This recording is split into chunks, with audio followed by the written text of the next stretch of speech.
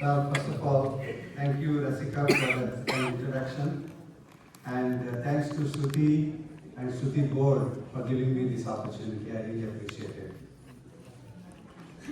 As Rasika mentioned, this is a two-part presentation with me talking about the topic and a set of songs to illustrate the concepts, and which will be followed by a musical recital of the same songs. When Kirnavali and I initially came up with this idea of doing a combined presentation, we thought that the emotional tapestry of Thyagaraja's music would be a perfect and a simple choice. Perfect because most, if not all, of Thyagaraja's compositions are intensely personal, and they span and showcase the full spectrum of human emotions. So that was simple. But when it came to the topic being simple, alas, it was a different story. Partly because I think the emotion itself, the concept of emotion itself is a highly subjective one and lends itself to multiple viewpoints. So, initially I talked a little bit about how emotions are incorporated into Carnatic music in general, followed by how Tyagaraja expressed them in his compositions. Next slide. So, the place of emotions in Carnatic music. At the very outset, it became clear upon some reflection that not all compositions need to be emotion-based. For example, there can be a theme-based set of compositions wherein the composer would almost have mechanically, quote-unquote, composed the songs with a certain goal in mind. Such compositions will be more information-rich and not so much on emotionally rich. So, just as a random example that came to mind was the Navagriha, right? They are very informative. It's a lot of detail about their astrological concepts and so on. It's not to undermine anything, but just to say that there are different types. So in this presentation, of course, we're going to focus only on the emotion-based compositions. The next is that Carnatic music is heavily composition-based. So emotions can be and are conveyed through both music and lyrics. So I want to show you in the next slide how I put all these thoughts together and try to show how you go from how emotions get incorporated into compositions. So in my view, it all starts with a context, right? A context that triggers an emotion in the composer's mind and heart, leading to eventually a composition. The context itself can be an internal or a self-oriented context, or an external or a social context. For example, an internal context could be when Tyagaraja is in his prayer, when he is meditating, when he is reflecting on himself, etc. That could trigger an emotion. Or it can be an external one where he sees something happening outside, and it may be something he approves of or doesn't approve based on his own value system. Many times he criticizes, he sees some hypocrisies in the society, and then that triggers an emotion. And that emotion, of course, gets translated into composition, and here there are two dimensions, two pathways, right? So one is, of course, the melody, the choice of the raga and so on, that is the science of musicology. Then the other part is the lyrics. Now, interestingly, these lyrics can either be about the emotion itself. So if he's feeling happy, he can be talking about the happiness itself. Or he could, in some songs, he's talking about the context that triggered the emotion of happiness.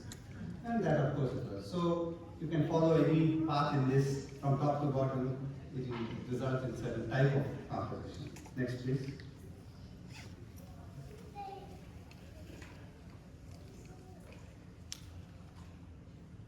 So then we said, okay, let's try to come up with what emotions shall we cover in this presentation, right? So then we said, okay, let's say obviously things like happiness, sadness, and so on, right? But if you think a little bit more about it, there are many shades of these emotions. So it's better therefore to talk about certain categories of, some primary categories of emotions, and within each category, depending on the intensity of the emotion, you can talk about different subcategories, if you will. So happiness, yeah, those boxes are supposed to be arrows. Somehow I think that got changed. So happiness leading to a much stronger sense of happiness, which is joy. And in this category of sadness, maybe somebody, Thyagaraja is feeling emotionally weak, leading to some compositions that leading to sorrow, and then maybe intense grief and so on. Now devotion, I don't think it's an emotion per se, but emotion is very important for us to address because it drove a lot of Tyagaraja's life and music. So devotion, although it's not an emotion per se, it can trigger a lot of emotions. And there are a lot of shades. So for example, from simple expression of love to a longing, an intense longing, to pleading, to complaining, and then finally with accusing and challenging Rama to why don't you appear in front of me kind of things. And lastly, the intense attachment when Rama appears or when he has a vision or so. Then of course there are several others, and so we can put them in a separate bucket. For example, humility, gratitude, playfulness, and this is the one that really, maybe opened my eyes. There is this one composition where I felt there is aggressiveness, and I will talk about it a bit later. Next slide, please.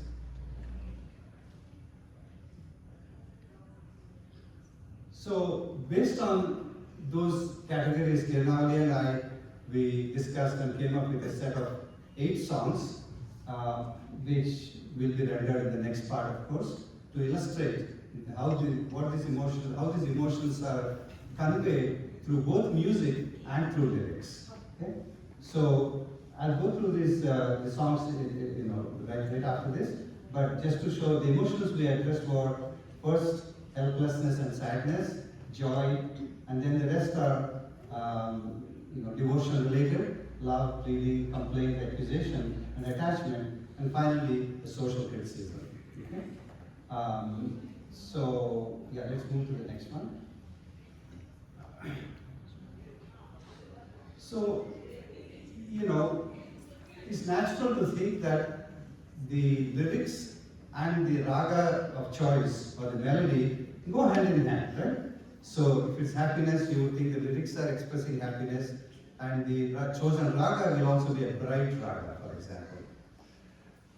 But at least in my opinion, okay, I mean, maybe I'm completely wrong and maybe you guys think differently. I found some examples where I didn't see that alignment, which is a bit surprising, right? Because Tyagaraja's music by definition is something that no human can improve upon, right? Not that we can improve on this, but there was, in a strange way, some misalignment of sorts. So, here is an example of a couple of them. Let's see, Kanakana Ruchira is something that we all are very, very familiar with in Varali. The lyrics, they are very celebratory. They talk about the glory of Rama and all that, But if you look at just the melody, to me, it's very melancholy. Okay? Now, Yannanu Orake Sopantavarali is challenging. He says, how long will you wait before you come and protect me or save me and so on? Right? It's a very challenging kind of thing. But the raga is Sopantavarali, which is again very kind of sad, Here it's a very self-analytical, self-deprecating kind of lyrics, but then it's in Bilahari, which is probably the choice raga to express joy by Devaswan Seva. I mean, and we have some examples too. And the last one is Rama Neva Kunduvo in Kalyani. So here is expressing doubt and frustration. I've been devoted to you and so on and so forth, but I'm not so sure whether you're going to come and save me or not. There's serious doubt and frustration here. But if you listen to the melody itself, it's very serene, So anyway, just to say that this was an observation of mine. By the way, next slide. So all this material is also based on an article that is in the Thyagaraja souvenir, and somebody asked me to say that for $10 you can buy the paper copy. Okay, that was the sales pitch for Sruti. Next one.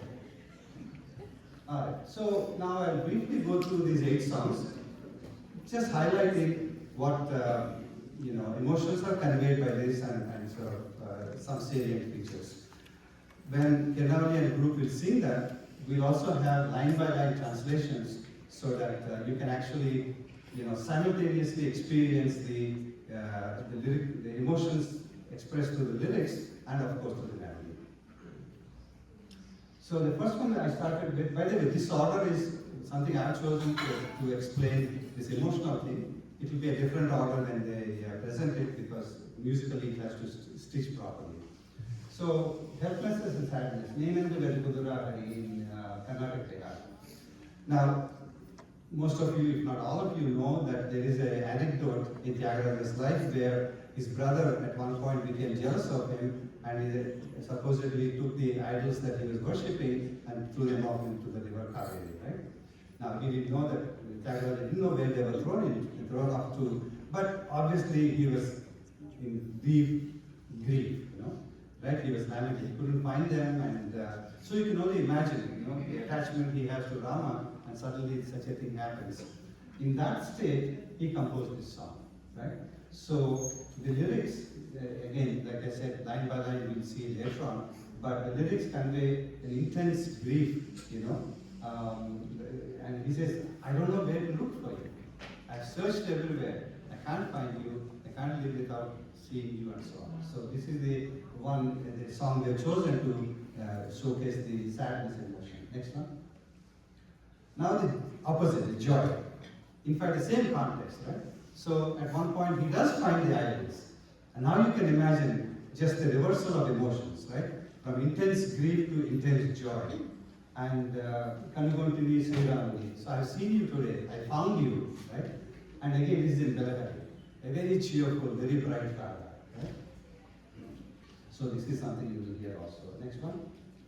So now we switch to the devotional emotions or emotions triggered by devotions category and go through several subcategories. The softest, in my opinion, is expression of love. So this is a very lilting, is that the right word? Expression for there's a song in Yadupala Kamoji, Sri Rama, Jai Rama, Sri Rama, Rama. Here, again, many of you may be familiar, he is actually imagining Rama and the people that are part of his life. And he's just wondering, maybe he's even jealous, how lucky they are, what penance they must have all done to be part of Rama's life, right? And he talks about the good fortune of Mother Kausalya, Father Dasharatha, brother Lakshmana, wife Sita, father-in-law Janaka, and then from family he goes on to his guru Narada, teacher Vishwamitra, and Ahalya, devotee Ahalya. Last one is fascinating. He even talks about Shiva's bow as being such a lucky one, fortunate one, to have been touched by and lifted by him and actually been broken by him, right? So those are the meanings, but even as the lines are rendered, you can feel that tender love in every single line. Okay, and you'll hear it very soon. Next one. So now, from soft love to pleading. 6 minutes. So pleading, right? So here, aparadhamu navanpa samayam. So he's saying, it's now time. Okay, please forgive me for what sins I have done. Please come and help me, right? So this is the next level of devotional expression. what I highlighted in blue is interesting because he says, Kirtana Satakamala Nachu Thyagaraja. So he says, I have composed, now depending on how you translate it, you can translate it as, I have composed a set of 100 songs, or I have composed hundreds of songs. It's not, you can interpret it whichever way. But he's saying that, so it's interesting, historical, right? So then you can ask, hey, what are these 100? Is it generally saying that I have composed a lot of them, or is it referring to a particular 100, which of course we don't have right now, or we don't know see that. Next one, please. And then this song is one of complaining. So here he's saying, you know, I have embraced your feet, I've treated you like my friend, my soul savior, and you're too proud to talk to me. I've given up everything, I've surrendered to you, and you're looking the other way. And he gives a beautiful example from Ramayana, where Hanuman finds Rama and Lakshmana roaming around in the forest, so he comes to find out who they are. Sugriva sends Hanuman. So Hanuman goes to them and probably introduces himself first, and then says, who are you? Now Rama, you won't talk to him, you won't reply directly to Hanuman. He looks at his brother and says, okay, you answer him. Right? So he's saying, are you treating me like that? Next one. Accusation, this is the highest form, right? Yenduku Dairadara. If you understand Telugu, you see the sharpness in this language. He says, why aren't you, having pity on me? It's almost like it's my birthright. I deserve to be pitied upon. You're not doing it. Why?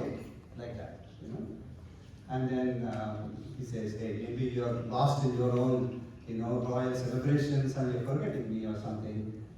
So like that. Next one, please. Now, after having been, because Thyagaraja also had situations where he had visions of Rama and so on. So there were ecstatic moments as well. So when those moments occurred, then there is a sense of attachment, right? Oh my gosh, finally I found you, right? I don't want to let go of you. Now that kind of a sentiment comes across in this song from Prahlada Bhakti Vijayam, where Prahlada, he does a lot of penance and so on, and finally Vishnu appears. And he says, now, Nannu Vidichi Kadavadura, don't move, please, just stay here. I found you after such a lot of hardship.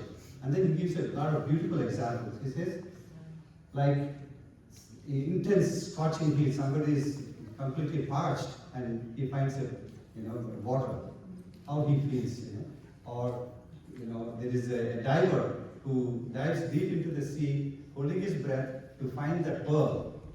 And finally, he's running out of breath, but finally he finds it. That joy. Okay, so beautiful analysis. Next one, please.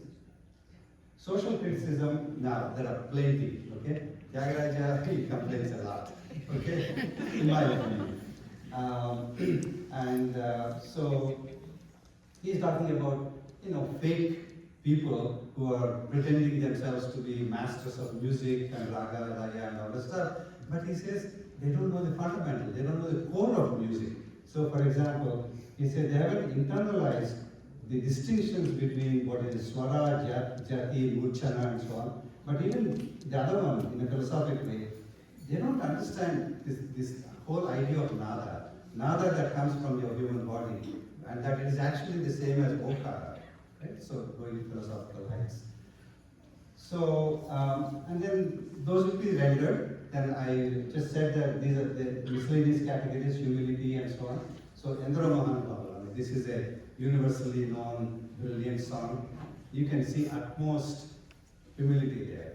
He's singing, so many great people are in this company, but probably most likely, all of them put together probably don't come to half of what Thyagaraja is, but still, he has it. Gratitude. In Dasharadhini Runamuti Tirthagavanai Todi, he says, I'm so grateful to Lord Rama for giving me these musical gifts and for spreading my fame across the land. Right? Playfulness. There are some, especially Nauka Charitam, which is a very secular play, there are a lot of very fun type, because often you don't associate Tyagaraja with fun, It's mostly complaining or bhakti kind of stuff. But Allah, so the boat gets capsized, it gets caught in a storm, and there are beautiful songs there, Like for example, this one is Saurashtrian. Aggression. Yedi Bahubala. In the Arpa, look after the lyrics, you know. He says, where is your valor? Where is your strength? Why aren't you protecting me? And then he gives a lot of, he elaborates. He says, that arrow of yours, that sharp arrow of his, it's thirsty for drinking the blood of your enemies. Okay? Very powerful language. Normally I don't associate with Thyagaraja, who is very shanta type. Next one, please. Is the last one? I think so. Yeah, it is. Okay. So that's what I wanted to say. So now we'll get back to part 2 of this session, where we will be lifted to, you know, divine heights, lofty heights of lofty heights of beautiful music. And again, hopefully you will simultaneously experience the emotions from the melodic point of view as well as from the lyrical point of view. Lyrics will be displayed on the screen, and of course, you'll hear the songs. Thank you very much.